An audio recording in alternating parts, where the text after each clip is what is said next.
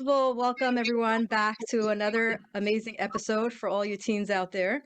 Today, we're really honored and very lucky to have with us Shlucha, Leah Rosenfeld from Lake Worth, Florida. She's also a high school teacher. So, first of all, Leah, welcome.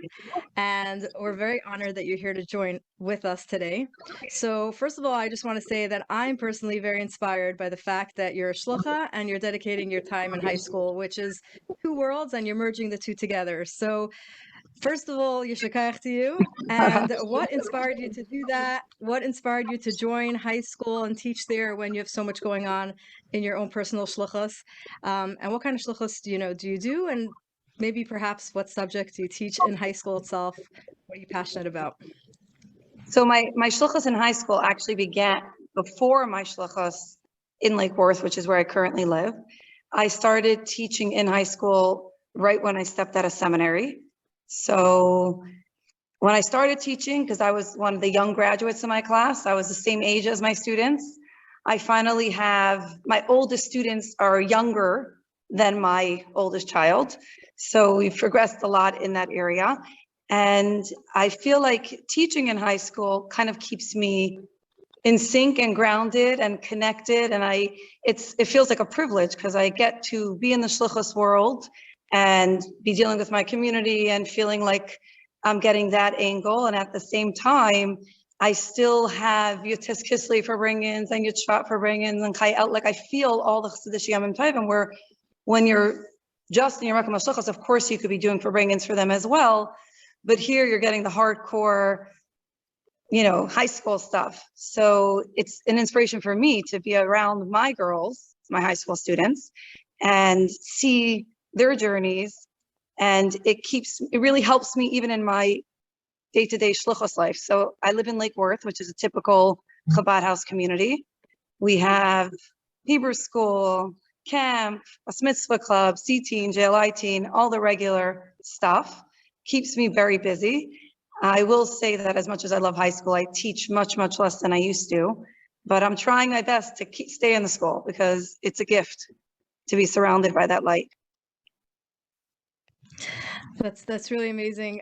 Leah, what do you feel, sometimes being in school, and I'm sure that you see it with your students, sometimes sitting in high school, in a seat for 7 hours straight, can be pretty challenging. And, there's definitely like one element when we look back and we're like, thank God I'm not there. But at the same time, there's something beautiful to high school. What would you say, to the girl out there who's sitting in her seat for 7 hours? Like, how are these subjects going to be relevant to her life? Are they going to be relevant to her life? Like, how could she be motivated and inspired to do this day in, day out, and feel like she's making an impact? So first of all, my students know our premise of the class is Chayros Milashon Hayra. It teaches us how to live our lives. These are not just subjects, these are guidance to live a happy, wholesome, meaningful, purposeful life. So if we change the perspective from a subject in school to this is actually going to help me in the future, then it immediately becomes more relevant. So I always tell my students, I bring it back to them, when I'm learning something in school, and we always say, okay, what's the practical application? What could we take from here? Almost every single time, I'm going to take whatever it is that we learned in school, and it's going to help me in my Torah and T class, in counseling individual people in the community.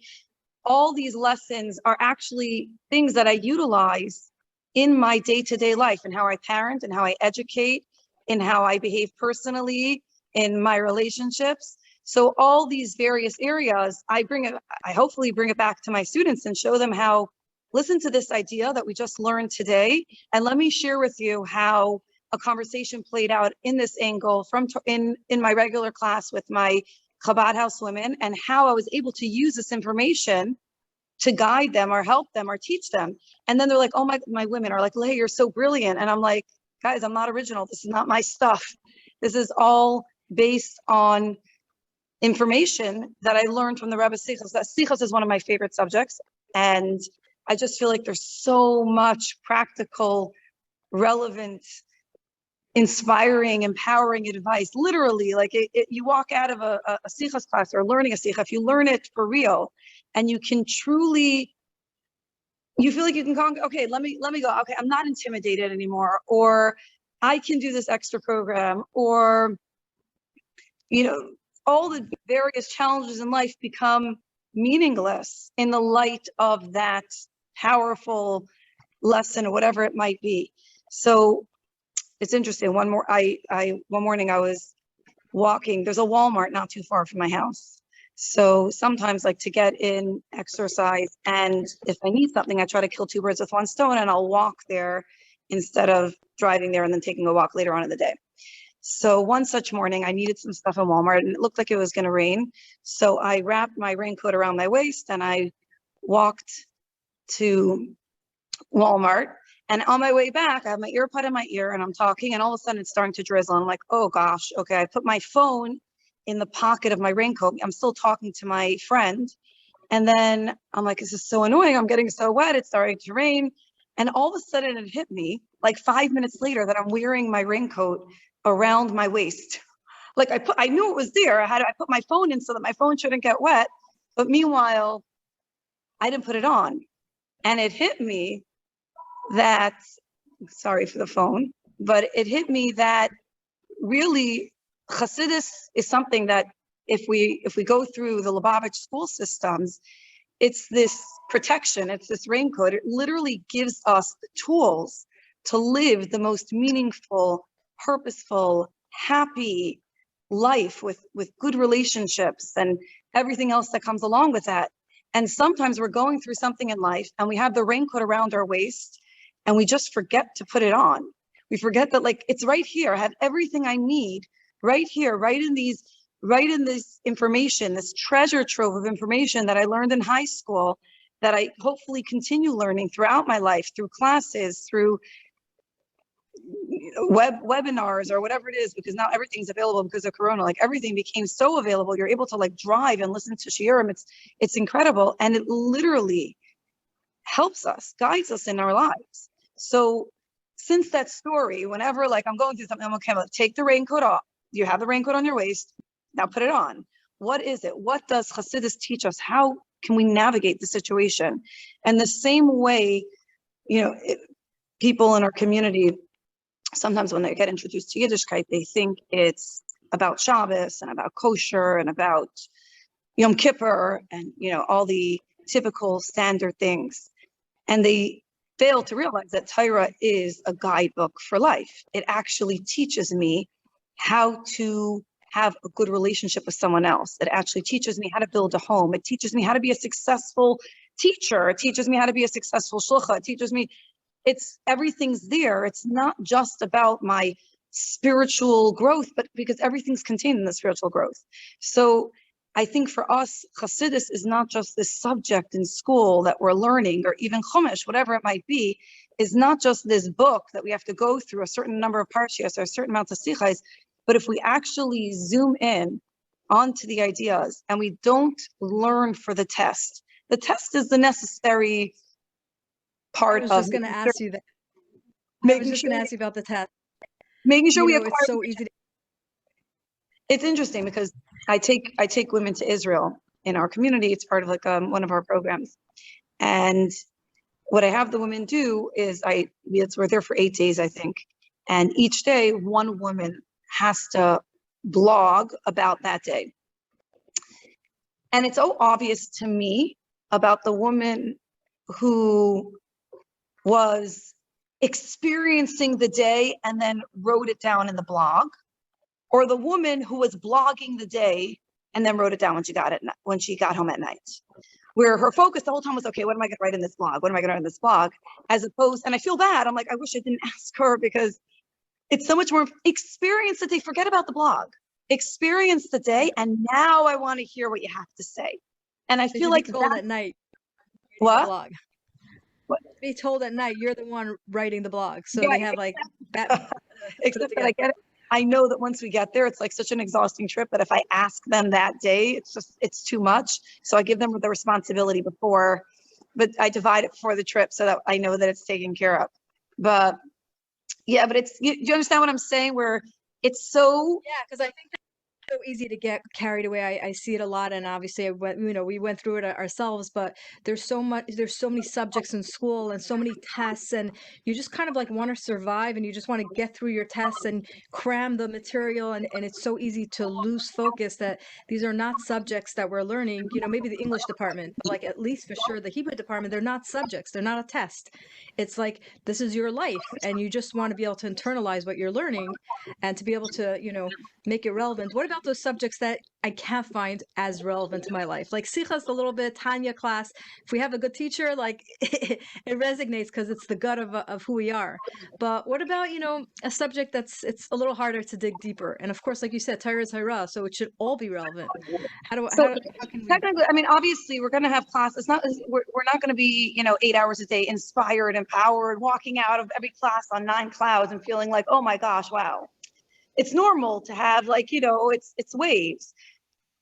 I remember one year I went to the Kinos and I made a decision before I went that no matter what, I'm not going to go out of any workshop and say, oh, I didn't, that I didn't appreciate that. I didn't appreciate that. I'm going to appreciate everything in this Kinos. That doesn't mean every speaker was amazing. It meant that every speaker had something that I can learn. I kind of took ownership of the inspiration in the way that I decided that I want to take inspiration from each lesson. So I'm going to have to pull it out. In some lessons, in some workshops, in some sessions, it was like oozing out, and it wasn't hard for me to pull it out.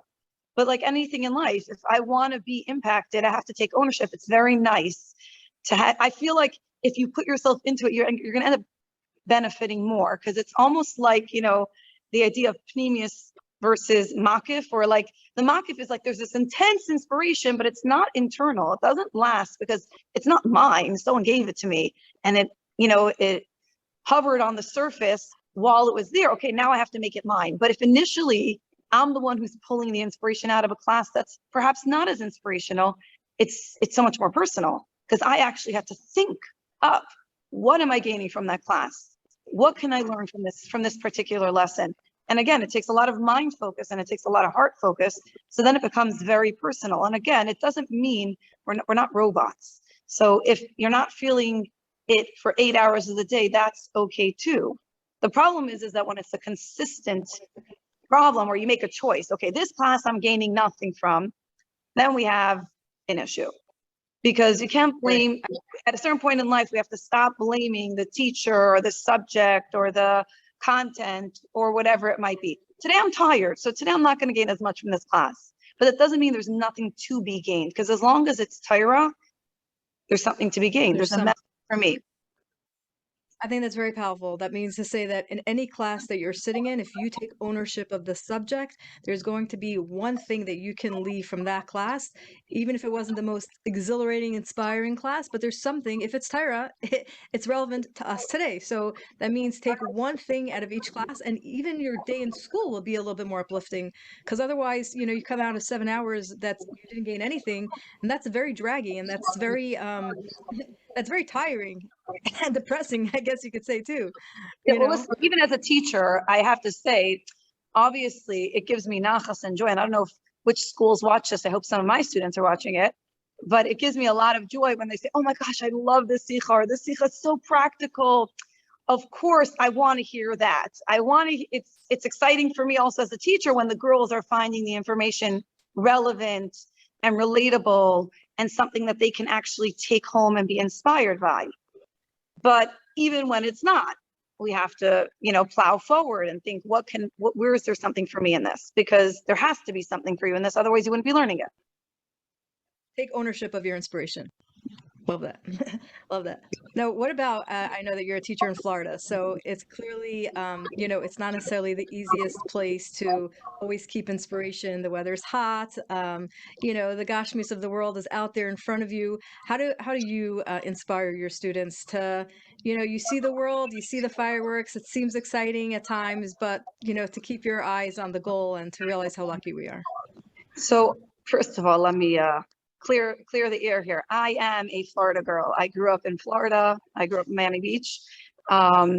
So, I always had that like, Florida's amazing, and there's you can grow up and be, exactly who you are supposed to be.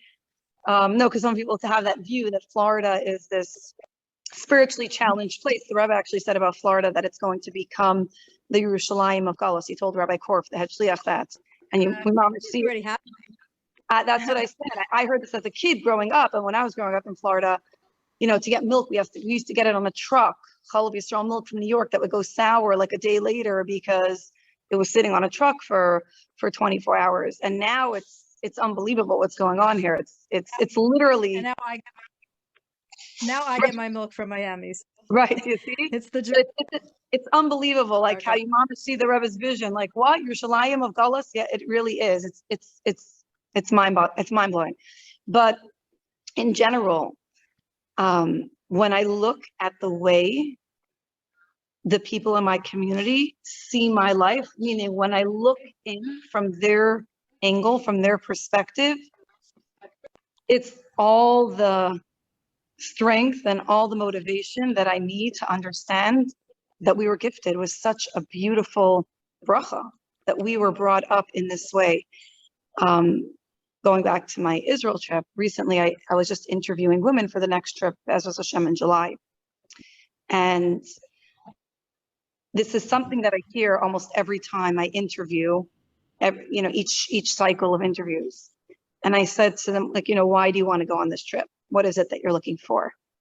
And the woman says, I look at you and you seem so at peace and serene and confident in your life. And there's something there. I want to know, what do you have? Like, what is it in your life that creates that vibe? And, we come to your Shabbos table and we see it there too. They're not, Baruch Hashem, they're not in my house right when I'm preparing for Shabbos. I'm not sure they would feel the same vibe, but, there's something about what? The outcome. Yeah, exactly. No, but there's something about the way you live that I want a piece of it. So, and then like, I remember once we had like a meeting when we came back from Israel, all the women, and we were sitting around the table and everybody was sharing what their hopes and aspirations were when they were in Israel, like what they wanted to bring back home and what they actually did bring back home. Because, you come home on a high and you want to do this, you want to do that. And then life happens and you have to figure out how to balance the inspiration with the practical life that you're living. And one of the women said to me, they're like, Leah, I wish I brought up my kids the way you brought up yours. Now, this has nothing to do with me as a parent. She meant in the way of life. I'm bringing up my kids. Her kids at that point were already like teenagers, almost leaving home. And like it made, when they say these statements, because we kind of take it for granted. We just have it. We live life like this. We wake up every morning, we say my da'ani, we wash nagava. We have this incredibly intuitive routine where we're so in sync with body, soul, purpose, that we almost don't even realize how special it is, because it's just the way we live. And every time I get one of those statements, it's like it slaps me in the face, like, Ashreinu, how lucky are we that we were gifted this on a silver platter? And some days we feel it and some days we feel less, but every day we're still living it.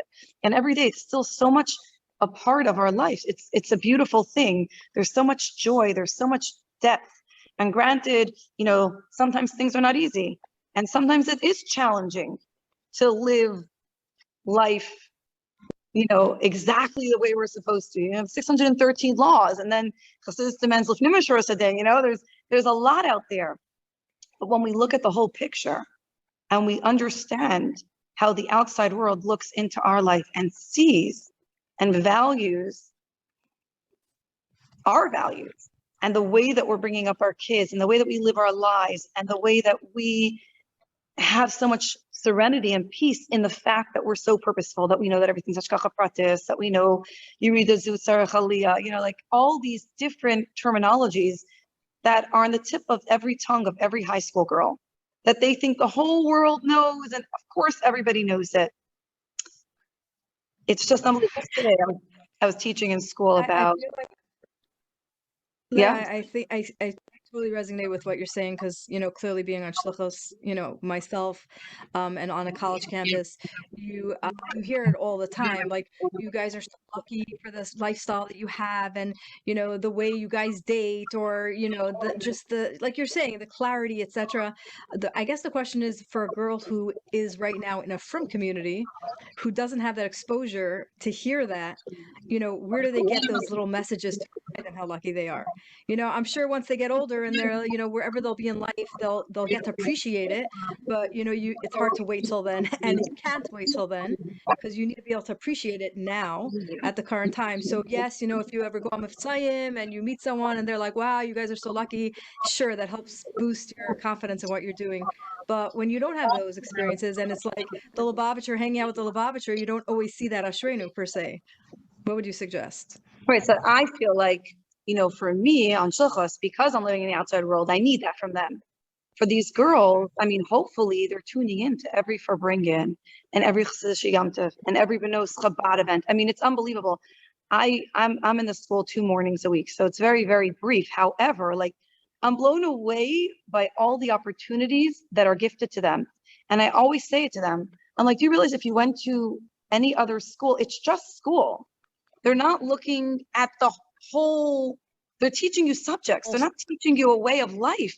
It's such an amazing thing, and they can see it if they just look. So the Shem Tovim committee, and the school doesn't only invest time and energy, they invest money and funds to bringing in speakers who grew up in the outside world, and now they're coming to tell me that they chose this way of life because they recognize the value. Meaning they're gonna get it from a different angle than I am, and then hopefully they can share with me what their inspiration is, and I can share with them, coming from where I am, why I'm so inspired. We can rub off on each other. I think that's why it's a good thing for me and for them that I'm on shluchos and I get to share with them my experiences, and they're in high school and they get to share with me whatever it is they're experiencing, or whatever Farbringen they had, or the Chassidish Yom Tovim committee, what they're doing.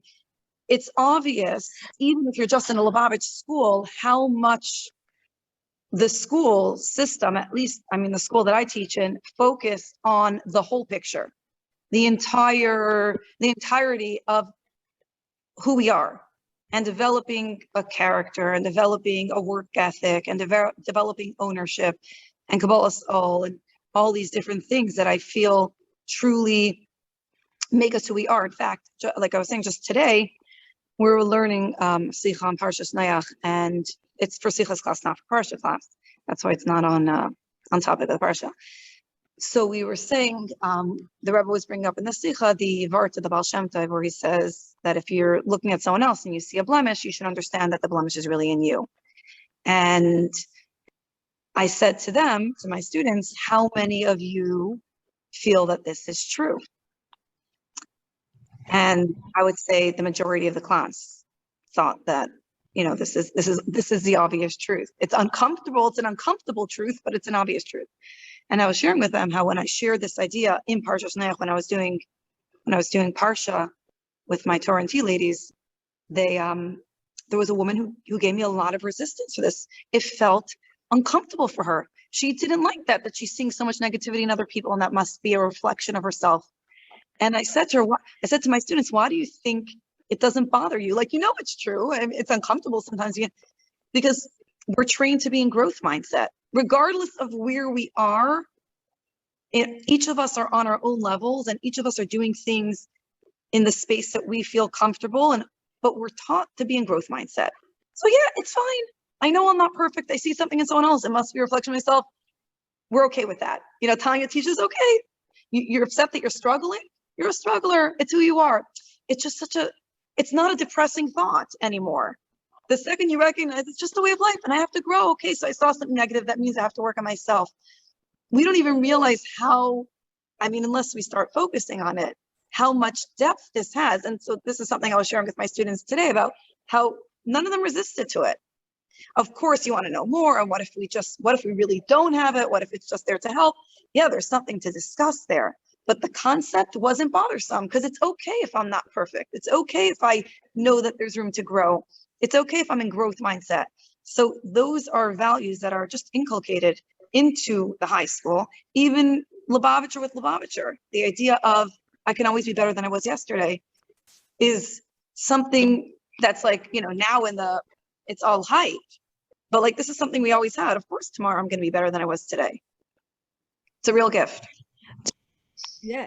Do you think, because I think that your students are gifted to have you, of course, like you said, it's two ways and you're gifted to have them, but clearly they're lucky to have you because you keep reminding them from the outside world I how hope they're much lucky they to have keep me. telling you. What? I said, I hope they feel lucky. Yeah, well, I'm sure they are very lucky to have you, and you're able to keep reminding them how lucky they are because of the experiences that you have with your community, etc. What about when you're in a school and the teachers themselves are not necessarily in that, shluchus oriented mind? So it's hard not getting that outside voice saying, guys, like you don't get it. You are in such a lucky place. Do you think like maybe going away for Shabbos to shluchim, or do you think like those are important things to keep reminding you? So I think like our system, obviously it's stages and everything's a process. And it's not like you walk into ninth grade and then you have all the tools you need for life. Life is a growing process. And I think the way our system is set up, for the most part, again, obviously everything needs improvement. The girls go to camps, they do these things, they get these experiences that are unreal. I remember once there was like, I don't remember which school I was in, because I was teaching from before I got married.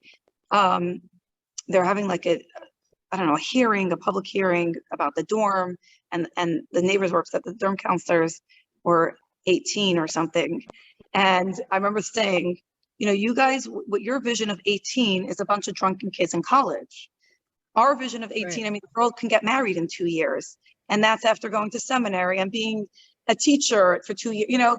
It's we're so advanced in terms of where we're holding. So obviously, it's not that every single student is always going to have the exact teacher who talks to them at every time. I remember my father once telling me, I forgot which year in yeshiva, it was much later in his years of yeshiva, that there was a teacher who literally turned on his passion for learning. And he loves, like, I mean, as a child growing up, I never went to sleep at night without my father being downstairs learning. Like, he always, I mean, it's obvious how much he loves to learn. It didn't happen when he was in ninth grade or 10th grade. I don't know exactly which age, but the bottom line So, is that we have to tune into it. We have to take responsibility again for that inspiration. So it might not be today, it might be next week, but which speaker is going to kind of turn on that spark or make me feel that passion? Which Farbrengen is going to do it? Which Sicha is going to do it? Whatever it might be, it might not be today or tomorrow, and it might not be this teacher, or maybe that school has one advantage and this school has another advantage. But ultimately, you'll always have, Hashem creates the world, so everybody's going to have all the inspiration they need in the framework of wherever it is they are. I do think, though, the way that we have our system set up, that the girls get to go on shluchas for camp and they get to help shluchim in Hebrew school or whatever it is, dependent on where they are, definitely sets them up for success in terms of valuing what we have in our lives. true, very true. So, question, there's a big buzzword out there called, a person, today with all the self-help that's out there, and there's so much of this element of self-care. How would you look at it as a chassid, especially as a high school girl, where there's the self-care element, where we want to take care of ourselves, but at the same time, just keeping in sync of what it is as a chassid, where you're not self-indulgent, and does it really mean that you're getting manicures and pedicures every day, or there's something more to self-care? What do you Don't think? ever get a manicure. No, I'm just joking. I just have no patience for manicures, so I don't get them. Not because I'm like, theoretically opposed to them or anything. For a wedding, I'll get it. But Yeah. so self-care to me is making sure every part of myself is being cared for. And there's many people in my life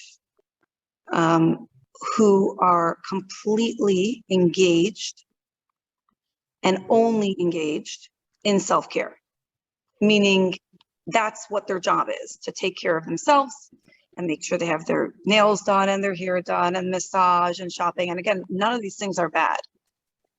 But then I speak to them, and a lot of them they're getting invited to the right parties, and they're still feeling so insecure.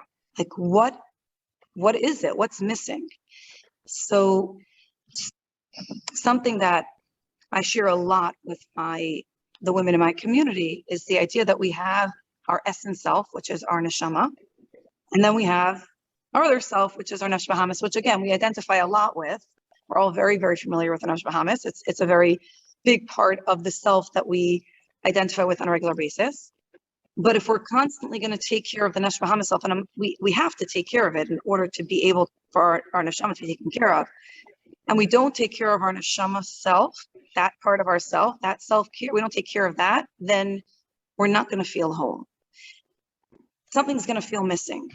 We're going to fill one cup, overflow that cup, and we're still going to feel like we need more. And we're going to put more in that cup, and we're still not going to feel full because there's a part of ourself, the actually very essence part of ourself, that's not being taken care of. So if we can learn to balance the self-care, meaning if I feel like I need something for myself, I have to identify, what am I feeling right now? Okay, sometimes, yeah, you do need a little massage or a little break or a little retail therapy to kind of get you back on track. But make sure you're taking care of the other part of yourself. Because if we get so engaged in indulgence of the nefesh bahamis self, we will feel incomplete. And I see it over and over, not even with Lubavitch women or girls, with secular ones. And then they come to a Torah class and they're like, I feel so full, like it feels so, and like they didn't have a massage and they didn't have a facial and they didn't go shopping. They came to a Torah class. Oh, that's what I was missing. Yeah. Because as long as you're balancing it, as long as you're making sure that the needs of your neshama are being taken care of as much or more than the needs of your nefesh bahamis, and you're not indulging to the point that you end up starting to indulge even in things that are probably not appropriate, because that's what total self-indulgence leads to. I think, self-care could be a positive thing. I remember once I spoke to Mama Shvi about something in that neighborhood where I wasn't sure if I should buy a particular thing. And I said, I took over a lot of teachers this week. Staff was short. I was doing a lot of people's jobs. And I felt like I needed to reward my nefesh bahamis kind of, so that I shouldn't feel burnt out or taken advantage of or all that other negative feelings. And you know what? I rewarded myself. I got myself something. And that was it. I fed my nefesh bahamis what it needed to be fed. And now it's time, now I can move on with my life. So it's not that we shouldn't take care of the needs of our nefesh bahamis, because if we live in this physical world and we're here to elevate this physical world. But if we kind of understand and give whatever we're doing for self-indulgence, that we understand that it's there to help us get to a better space, meaning I'm taking this time out, I'm taking this vacation, I'm buying myself these clothing, getting this manicure, massage, because I need it actually for my avodas Hashem. The second we put it in that, and we're not fooling ourselves, but we actually do need it, then it actually serves as a purpose. And then it's not a barrier to my avodas Hashem. It actually helps me, because I feel, because I went in with that mindset, so when I come out, yeah, I'm ready to do more. Then it never leads to the wrong places. That's when self-indulgence doesn't get me to somewhere I don't want to be, because as I'm doing it, I understand it's for a higher purpose. When I'm just doing it for the sake of me, it very quickly goes perhaps to a place Healthy where balance, feeding and feeding the soul. And they both need to be nurtured equally, like you said, if not more, a little bit your nefesh elakis, a little bit more than that, but just balance. even when you're feeding the nefesh bahamis, it should be intention driven, meaning I understand I got to do this right now, right? I need to have this time out. I need to buy myself something. I need to, whatever it might be, get a massage, a manicure, pedicure. And by the way, I feel like that's part of avodas Hashem, meaning when we look presentable, when we look refined and relaxed and calm, and I think that's a beautiful thing. Bas Melech, like there's something very royal, regal, important about that. But if that's the goal, if that's not the means to the end, if it's not here to help me serve Hashem, then we get lost. But as long as we keep the self-care geared to my essence self, my neshama, ultimately it's all for that. But I'm taking care of my neshama Bahamas, because that's what I need to do in order for my neshama to be cared for ultimately. I think we can really have a really awesome balance. Leah, I think that leads me to the final question, which kind of really, is in sync with what you just mentioned. So the summer's coming, and we're teenagers, and we all want to look good, and we want to be put together, and we want to be trendy. And tznius can be a challenge for some. I can't say for all. And it can be a challenge for a couple of reasons. Obviously, it's getting hot, and just covering fully, etc. And then just I want to be trendy looking, and it doesn't necessarily look like all my older models in my life look like that. So how do I balance that? How do I ensure that as summer comes, I'm, keeping in line as a Jew and as a chassid, and I'm put together, and I want to look good, and trying to balance that all at once? So it's interesting. A girl in my community who became from Baruch Hashem, she it was like a process, a long process. It came through Hebrew school and team programs in college, and I brought her to speak to my students in high school. And after she shared her story, her journey, the girls asked her, what was your easiest mitzvah to take on? And what in this journey, and what was your hardest mitzvah? And for her easiest mitzvah, she said tznius. And the girls literally, they're like mouths dropped to the floor. What? Because like in our circle, that's a very big challenge. It's very hard. Well, and she's like, that was my easiest one. And they said, why? And she said, because coming from her world, and let me tell you, she wore shorty shorts, like, tank top, down into her teens. Like, that's how she came to the teen programs, She said when she started, understanding what tznius is, and realized how much the Torah gifted us the laws of tznius because they value the Jewish woman. And she realized how the way she dressed until now was totally, even if she tried to deny it, was based on, like, we think tznius is, what everyone else thinks. No. She says the way she used to dress was for everybody else. That this boy should think, like, whatever it might be for this girl, that this one should think that I have the nice clothes, whatever it might be. She was constantly not thinking about what she wanted to wear, and was kind of thinking about what the other people are going to see. And that should define her and the type of person she is, or whatever it might be. And she said, and then I realized that these laws protect me. They protect my body. They protect my integrity and my value. And that's what made it so easy. Now, obviously, growing up with tznius, we don't necessarily have that vision because we never went through that. So like for us, this might seem stifling, having all these rules. And, I get that, in general. When did I, one time I truly understood the challenge. We all have our own challenges. So tznius is, Baruch Hashem, not my biggest challenge. But I had an epiphany moment when one time, and I'm like, okay, now I get it. So I was wearing a shirt or something, and I was trying something on, and when I bent down, the shirt had a elastic on the sleeve. So when I bent down, the shirt went all the way up to here. And when I stood up, I was in front of the mirror, and I'm like, oh my gosh, it actually looks better. It looks really nice and chic to have my entire arm showing, as opposed to whatever it was. And I realized, I'm like, sometimes you put something on and it looks really good, and you're like, you just want to wear it. Like, what's the difference? You're not looking terribly inappropriate. It's just a little short, the sleeves or the neckline or whatever it might be. But one of the things that, in general, for whenever I'm going through a challenge, whether it be a personal challenge or even a challenge on shluchos, having to tell someone that they can't come to Hebrew school because they're not Jewish, whatever it might be, and it's a very painful situation, and I feel like I want to be compassionate, and I realize that the Torah is the blueprint for the world, and it really helps me live the best life, not just for the world, but even for me. So I'm going to do what the Torah says. And I know, let me put myself into this. And I know that ultimately, this is what I go through literally anytime.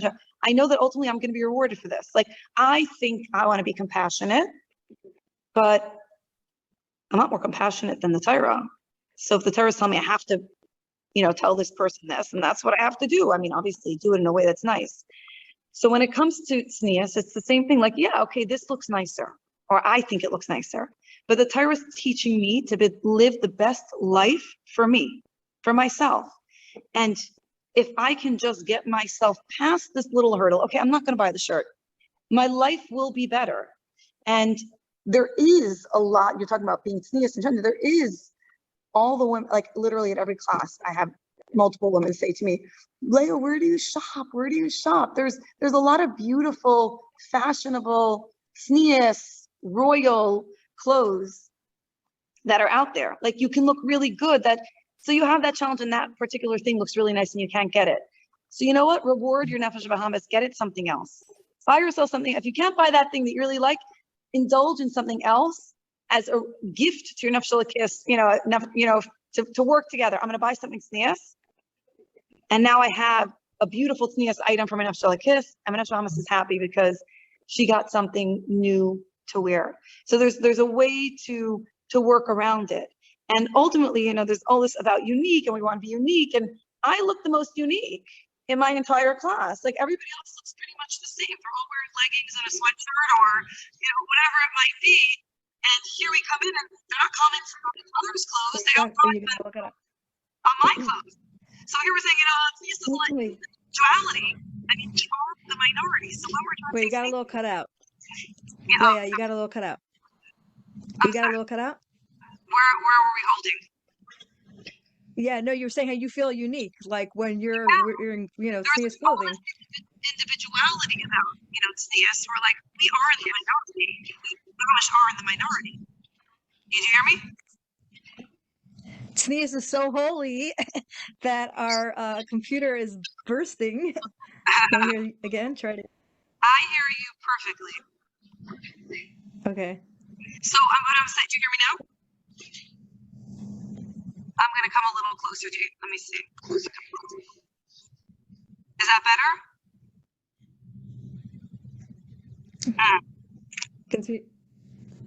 Continue talking. Let's see if it goes. So I just feel like we're in the minority, so we actually are unique and individualistic when we wear the clothing that we're supposed to. Should I try to come in from? I don't know if it's my computer. I think I have good reception. Let me try. It's a little. I'm connecting on my Wi-Fi. Do you hear me better now? Slightly, but not as clear. Try that again. You froze.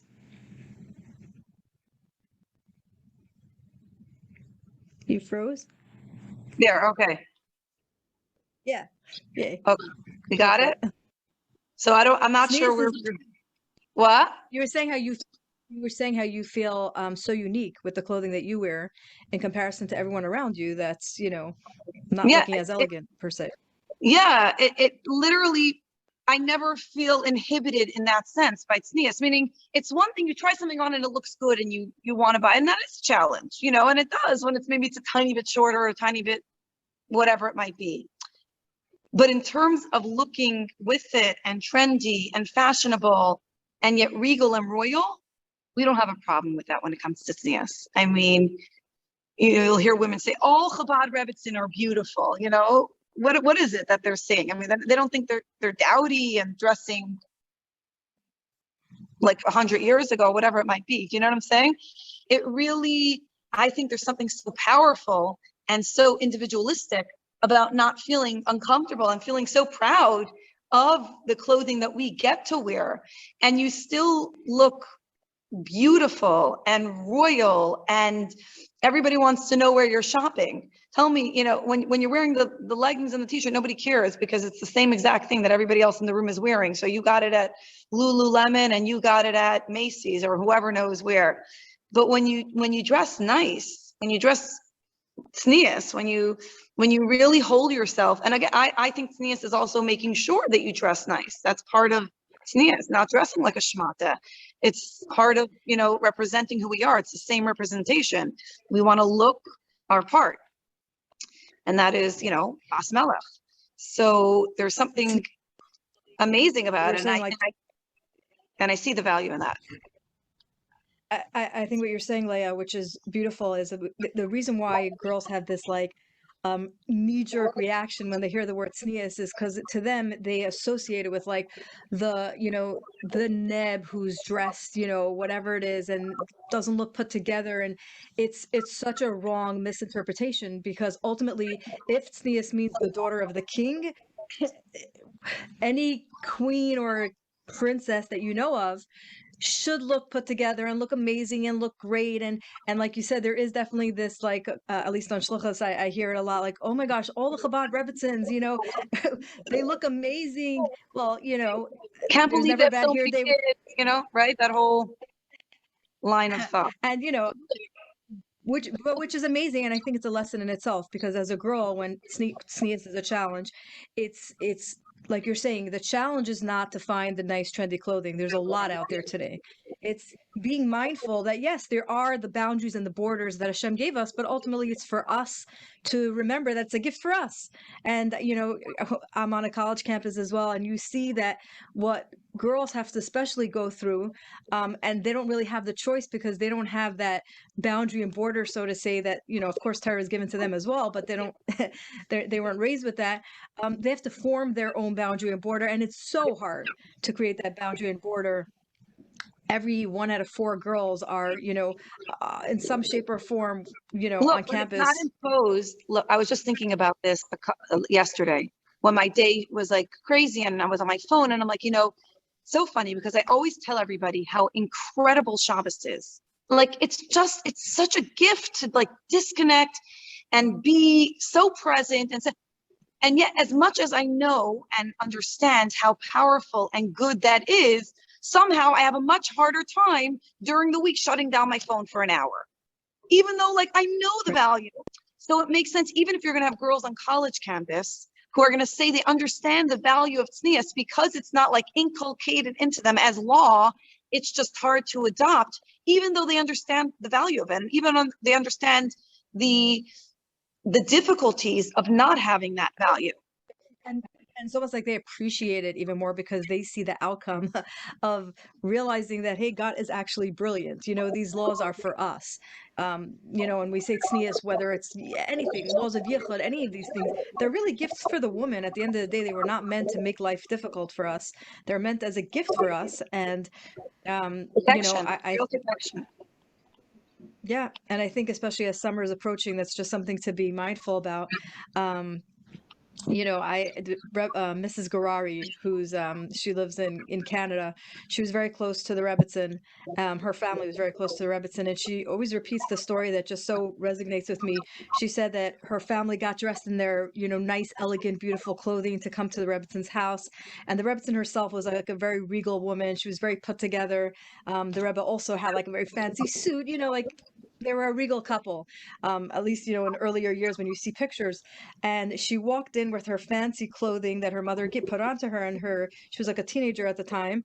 And the Rebbitzin looked at her and commented, right? The Rebbitzin was in tune to style and beauty, and the Rebbitzin commented to her, and the Rebbitzin said, "You look so beautiful, so stylish, so edel, so beautiful, and so tznius." And like I always find fascinating that she merged the three together. It's not just good to be beautiful without the ties of what that actually means, because Torah defines for us beauty, right? I mean, Esther was beautiful, but what does that mean? She was beautiful inside and outside. But the Rebbe's telling her like she was beautiful, edel, trendy, and tznius, and it's not but tznius and tznius because they were all one.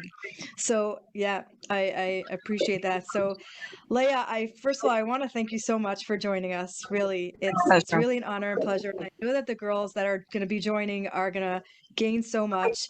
There's an expression when it comes to education that role modeling is not a way of education, it's the only way of education. So thank you for showing us what it means to be Oh, wow. trendy, put together, chassid, and to be able to be in the world present, and to yet at the same time have that connection with the Rebbe and be passionate about the Rebbe's, shluchos and sichas, etc. So we really appreciate it, and we should only be so lucky to aspire to continue to grow, like you said, to be in that growth mindset, and we're lucky to have role models like you to be able I, to know what that means. I just want to say one thing, if we could.